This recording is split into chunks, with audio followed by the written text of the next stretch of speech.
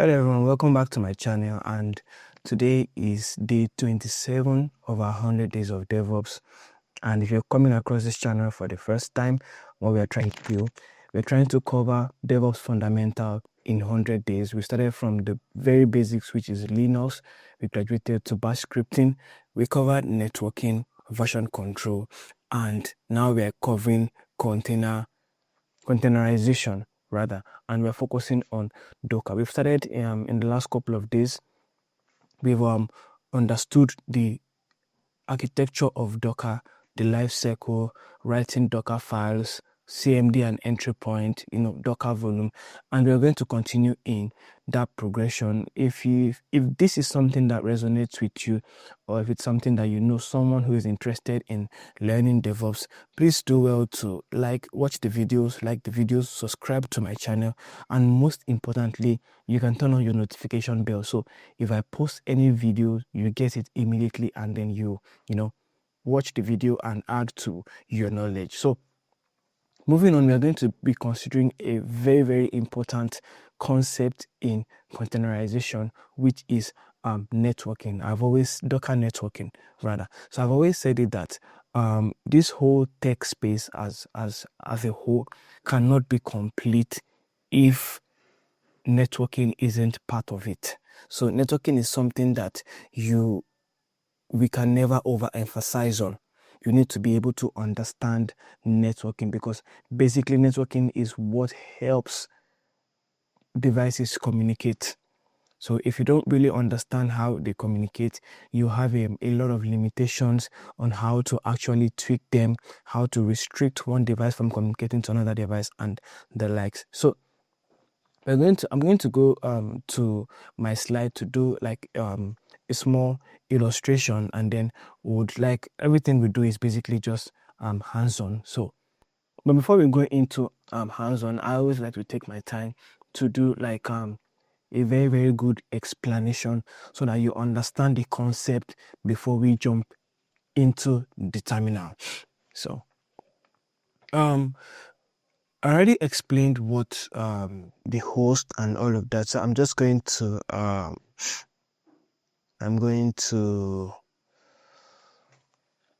just quickly insert some shapes. So we are going to assume this to be our host. I'm going to assume this to be our host, and these are containers. So let's just assume that this is our host. I just want to properly label host. Okay, I'm going to copy. Let's say this is container 1 or container A, as the case may be, and container B.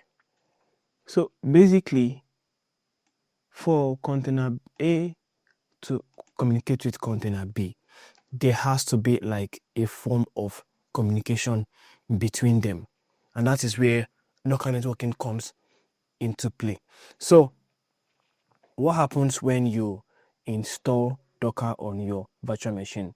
So if we go back to day 14 of our 100 days of DevOps, we did a project where we simulated, if I can go back to my channel. So we did a project where this is day 14, where we simulated, we set up a local multi-host virtual network lab. Basically, we configured 3 virtual networks, basically namespaces. We assigned IP addresses to them. We tried communication within them. We set up firewalls and all of that. So in that same way, that project was very, very strategically positioned, and it was picked because it mimics the way Docker handles its networking. So it's basically like exactly the way we did it in day 14. So that's why I always emphasize that it's not advisable to skip a day, just jump and then you go to another day, because all of these things each day is layered on what we've done the previous day. So we always have to make reference to what we've done before. And if you've been following me daily, you would see on several occasions I've always made reference to a particular video that we've done in the past, because it's a chain. So we follow it, one after the other, down to the projects that we even do. So basically, it creates, when you install Docker on your virtual machine, it creates a bridge network. Let me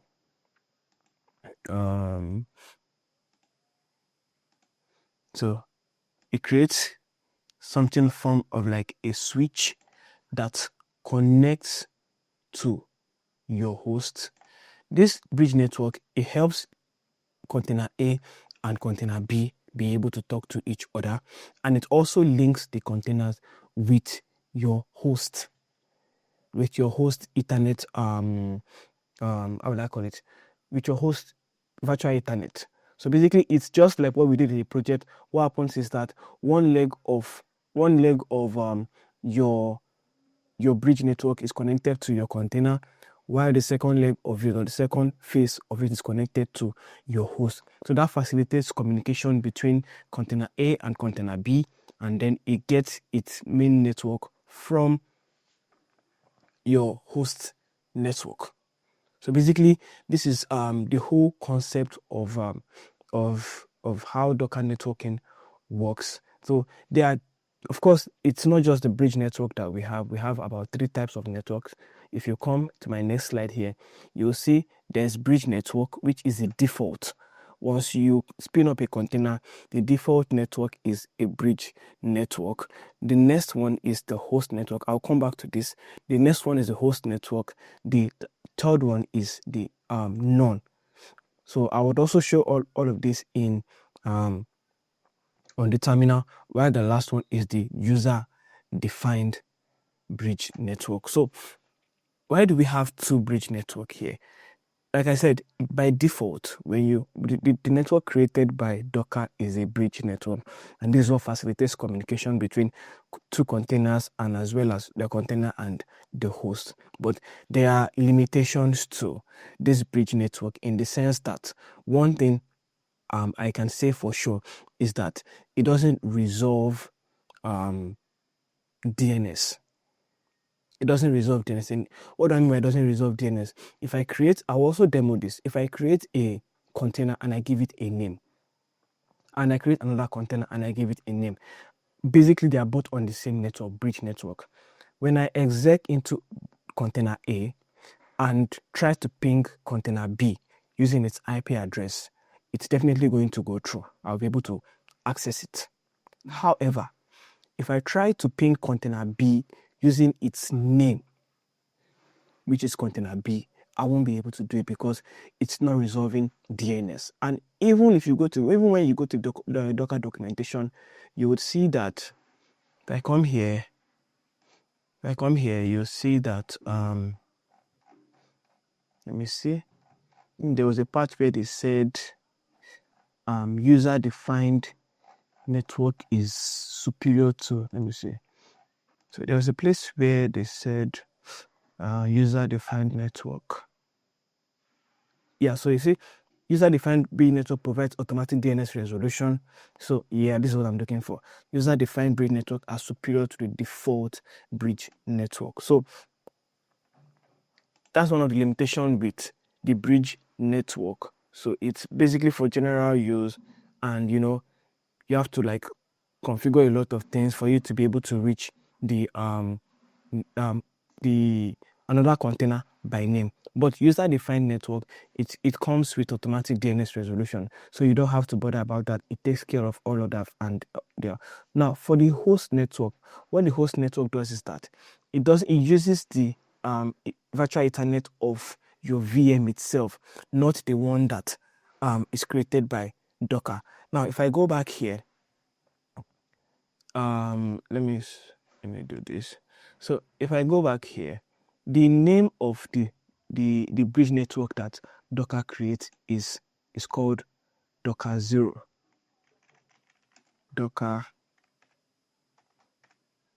0. So I'm going to show you all of this on the terminal.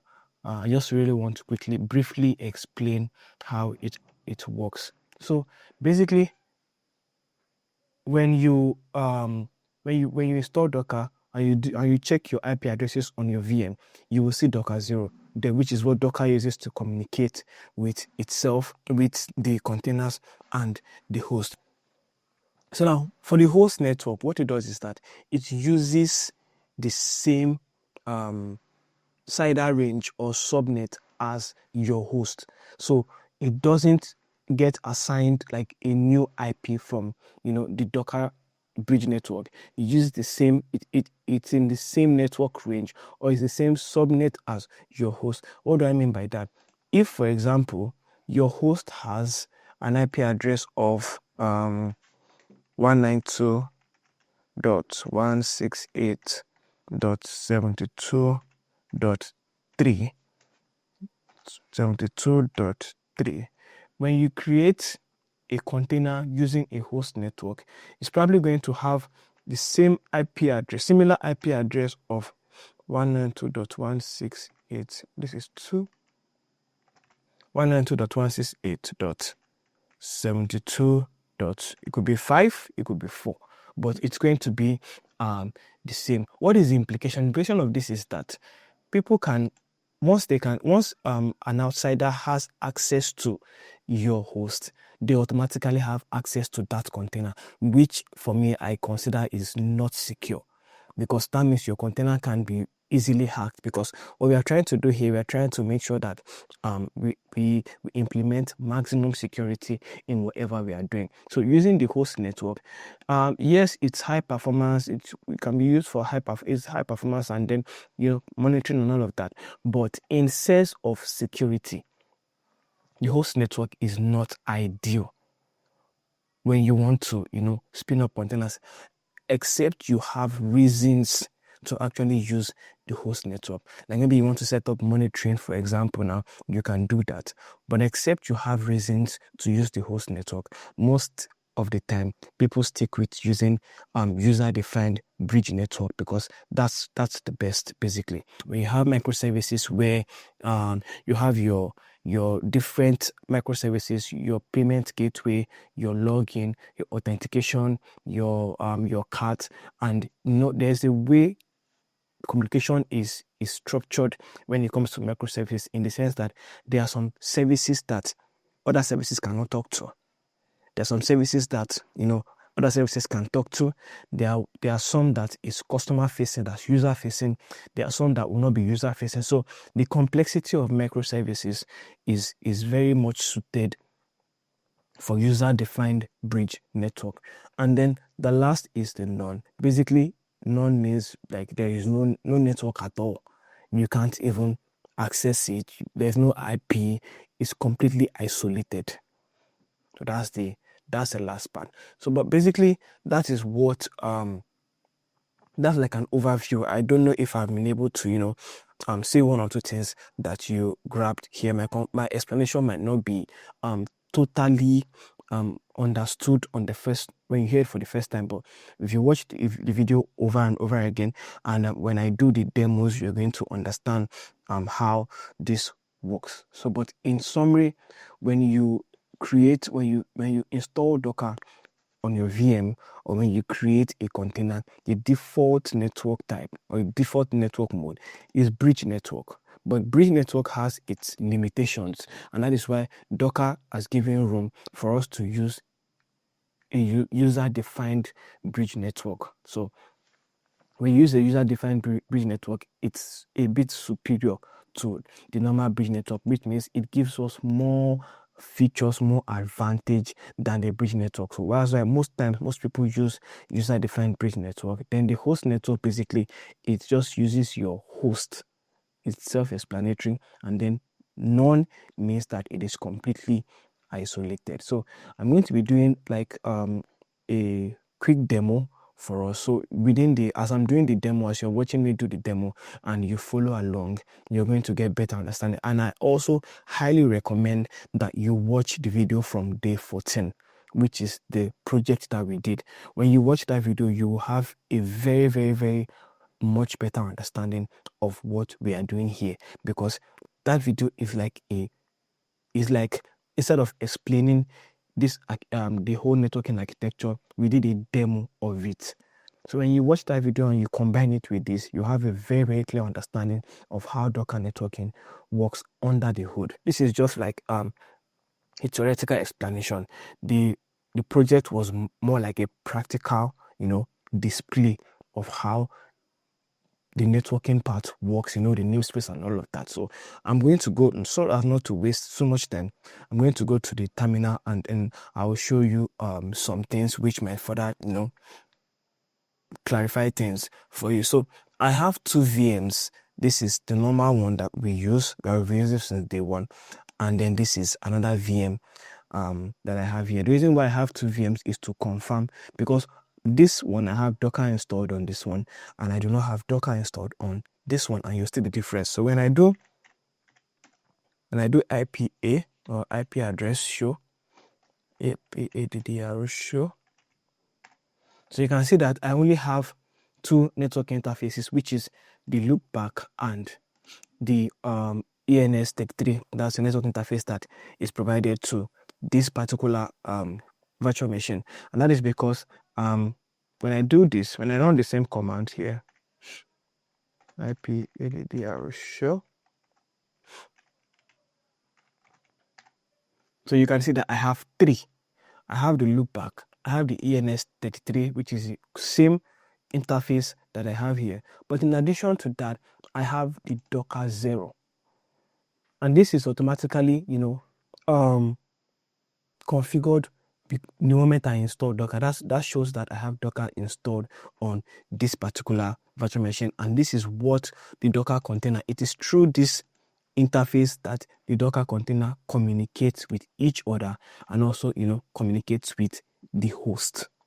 So that is the first thing I'm going to, I wanted to show, that once you have it installed, Docker 0 is already there, and it's basically for communication. If you install Docker and you check your IP address of your VM and you don't see Docker 0, it means that probably there's an issue somewhere or Docker was not properly installed. So let's go straight to what we have here. This is just what I wanted to show. On this other VM, I'm not sure I'll need it again, but let me still leave it here in case I do. So now, when I check, there's a command to check your networks. That's Docker, just like Docker volume. To check your list of networks, use Docker network ls. So when I run Docker network ls, you can see that I have three. I have the bridge network, the host, and the none, which is what I explained. And I've explained these three, which is the fact that bridge network is the default network that is given to your containers. The host network is connected to your host, and none is, it means complete isolation. So I explained that when you spin up containers on the same bridge network can actually talk to each other using their IP addresses. However, you have to do some configurations and settings for them to be able to talk to each other using their name. So let's try it. Let's see let's use Nginx. So let's use Docker run -d. Let's give it a name. Name container A, and we're going to use the Nginx image. Run this. I think it should be double hyphen. Let's see. Container A is already in use. Let me see. Docker ps.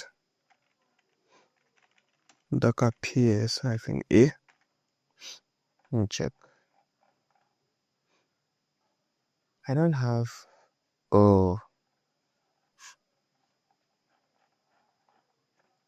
Let me reduce this so I can delete Docker rm this. Let me remove I'll just remove everything that has to do with Nginx. So I can just start on a clean slate.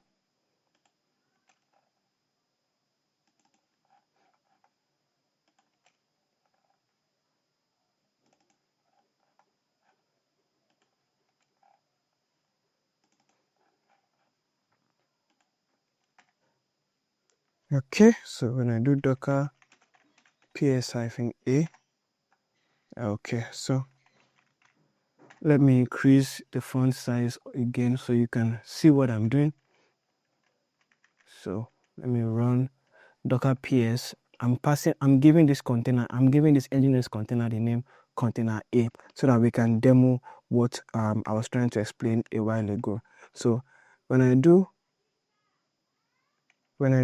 docker ps, I have container A running. So let me run another container B. So and I also do docker ps. So I have two Nginx containers running. So how do we confirm communication between them? So when I do docker inspect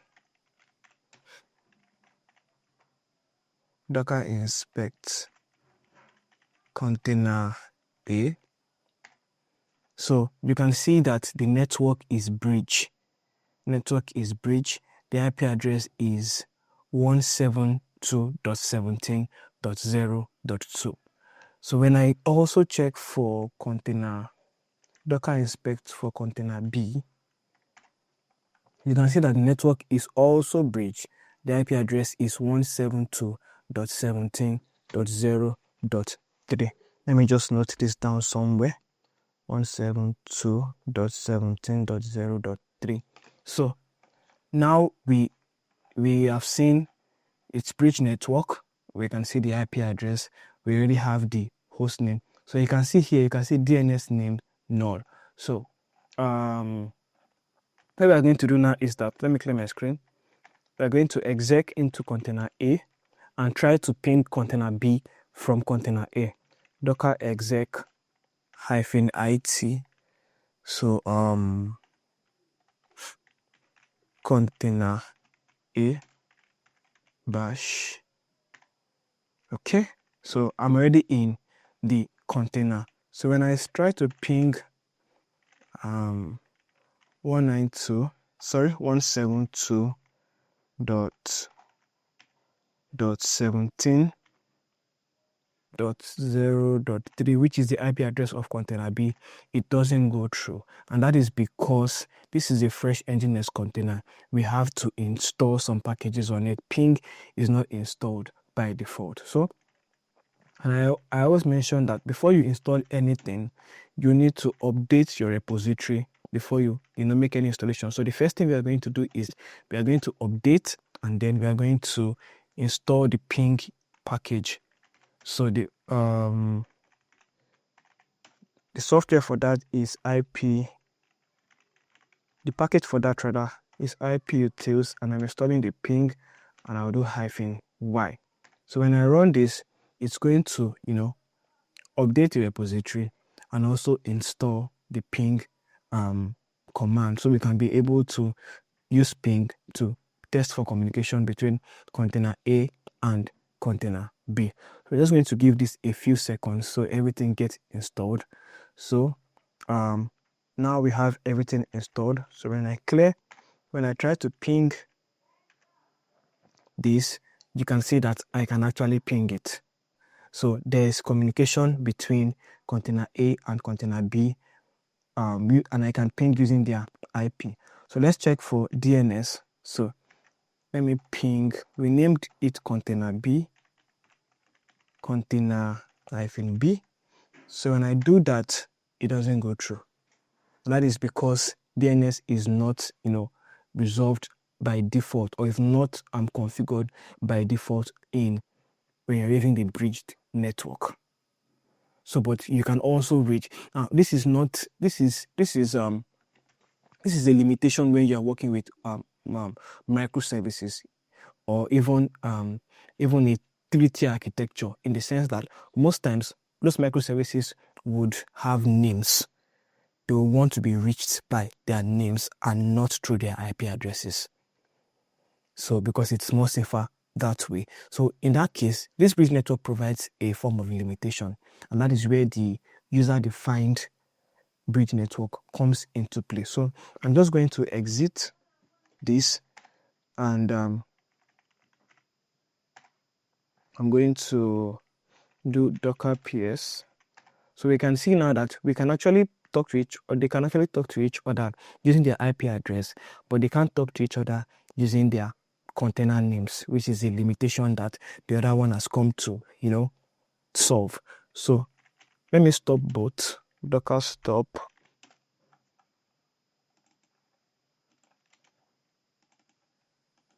Okay, and let me remove it so that I would still use container A and container B again, so I need to remove them.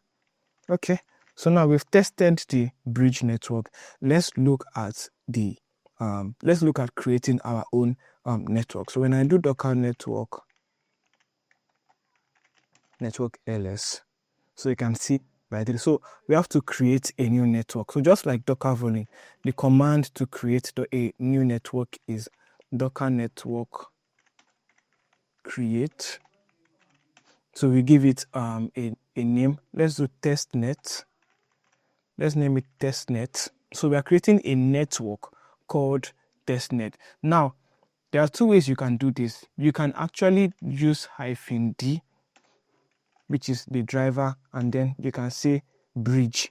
But if you don't indicate that, by default, when you create a new network, by default, it creates a bridged network. So you don't have to, use all those flags and all of that. So except if you explicitly want to create a new host network, then you can now do -d and then say host. That means you are creating a host network. So when I enter it, so you can see only one instance of host network is allowed. So you can only have one host network, but you can have multiple bridge networks. So I'm going to delete this, and I'm going to just press enter. So it has created a network. So when I clear it and I do docker network ls, so we have a new network called the bridge network. Now I want to quickly show something. So now, for example, this is a microservice. Let's say we have a microservice, we have different containers, and container A is for maybe the login, container B is for the logout. Basically, they don't have like sensitive information, and you now want to create, have a like maybe a container that has payments and all of that. Let's call it container C. Just want to explain some things when it comes to microservices. So basically, container A and container B might be on the same network because they can talk to each other, but you have to put container C on a different network so that it's not able to talk to, so that container A and container B is not able to talk to it. Now, when you do this, what actually happens? Let me show you what happens under the hood. So now, we all know that the default network interface created is Docker 0, which I showed on the terminal, which all the other containers connect to. When you create a new network and you create container C on it, what happens here is that it forms a new bridge network by itself, like an entirely new bridge network that connects to the host. So you now have like several networks. So this is on a different bridge network.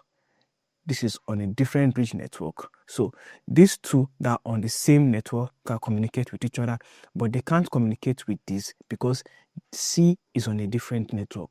So if you add any other container and you map it, let's say you do another container and then you map it to this same network. So let's say we call this D. So C and D will be able to talk to each other. A and B will be able to talk to each other, but A and B will not be able to communicate with C and D because they are on a different network. This is actually what happens under the hood. And this is exactly what we demoed in day 14 when we did our lab project. So like I'm saying again, you need to actually see that video to be able to understand. We actually demoed we built everything from scratch. So when you build something from scratch, the knowledge is actually, with you for life. So you are able to understand things. So I would advise again, you go back to that project, you follow along, you build the project by yourself so that you understand how everything, connects. So this is what actually happens. When you create a new bridge network, it creates a network entirely, which is attached to the host. And I will show you now. So when I come to the terminal, I just needed to briefly explain that. So now we have two bridge network. Obviously, this first bridge network is the network that Docker 0, created.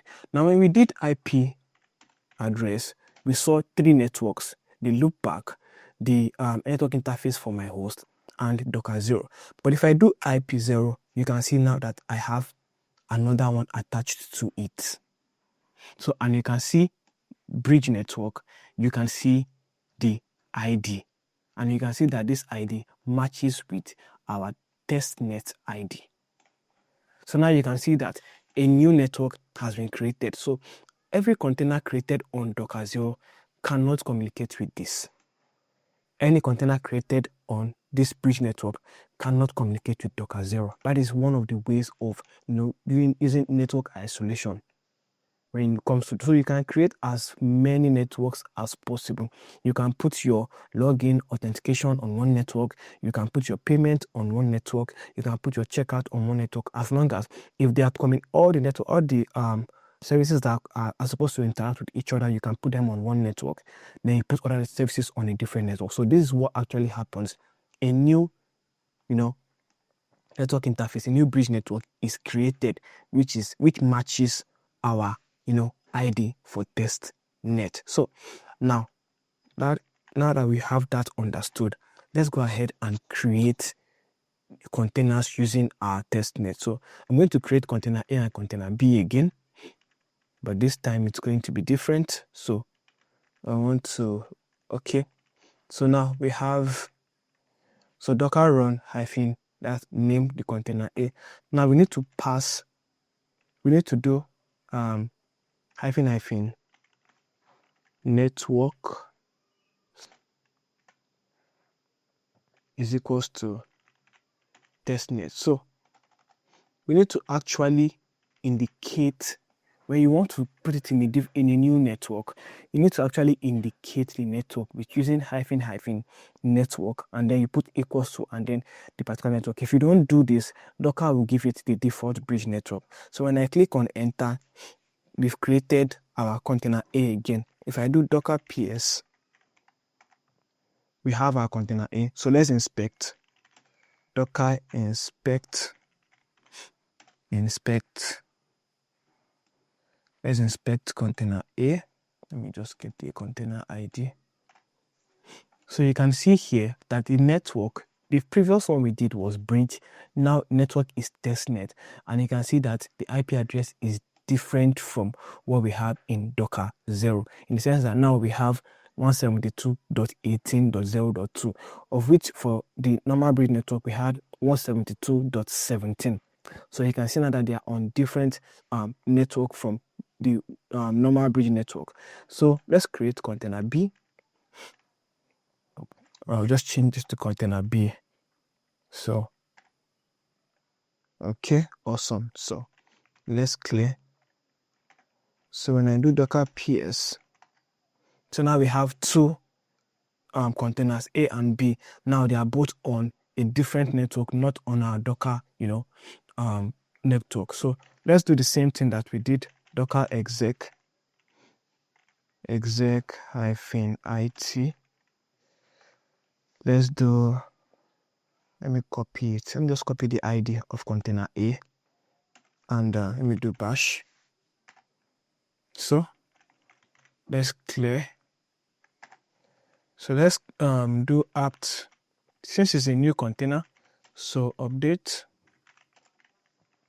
and apt get install IP utils ping -y. So let's quickly install the ping command so that we can, try and reach out to container B, and we'll see the difference between the two. Basically, I'm going to be talking just on the bridge network and the user-defined bridge network. I won't be talking on the host and the none, because most times we use the bridge network a lot of times.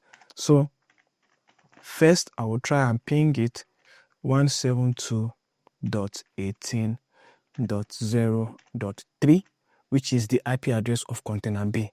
So when I ping it, I see that it's going through. So when I stop, now let's ping using the name that we've assigned it, which is container B. So when I ping it, it's still going through. So you can see the difference between the host, the bridge network, and then the user-defined bridge network, in the sense that you can actually ping both the using the IP address and the name. So you can see from container b.testnet. So this is very, very ideal when you're working with microservices. So this will actually help. So I think one last thing that I want to talk about. So we've seen on several occasions, you've seen me run command like this. Let me just do it.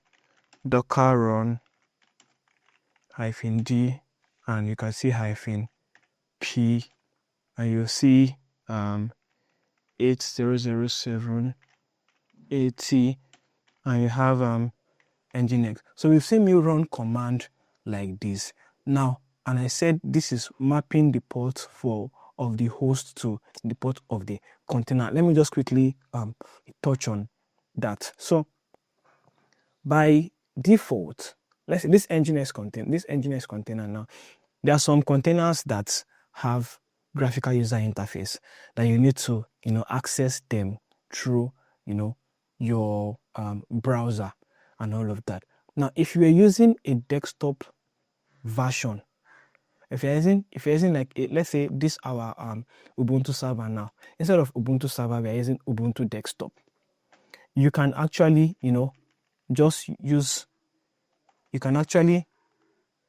just run it like this, and you'll be able to access it.